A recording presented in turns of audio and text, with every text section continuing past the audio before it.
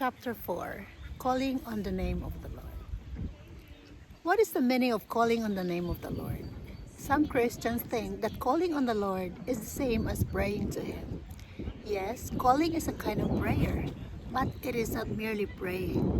The Hebrew word for call means to call out to cry unto, to cry out. The Greek word for call means to invoke a person, to call a person by name.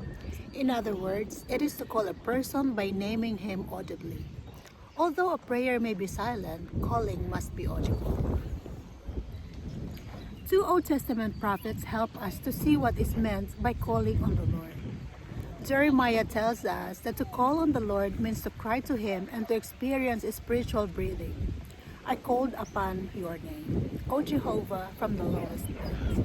You have heard my voice. Do not hide your ear at my breathing, at my cry. Lamentations 3:55-56. Isaiah also tells us that our calling on the Lord is our crying to Him. God is now my salvation. I will trust and not dread, for Jehovah is my strength and song, and He has become my salvation.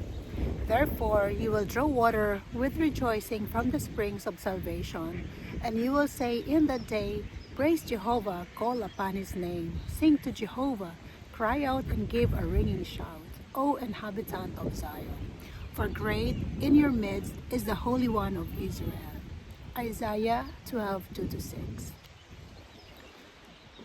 How may God become our salvation, our strength, and our song? How can we draw water with rejoicing from the springs of salvation? The way is to call on His name, to praise the Lord, to sing a hymn, and to cry out and shout. All of these match the calling mentioned in verse 4.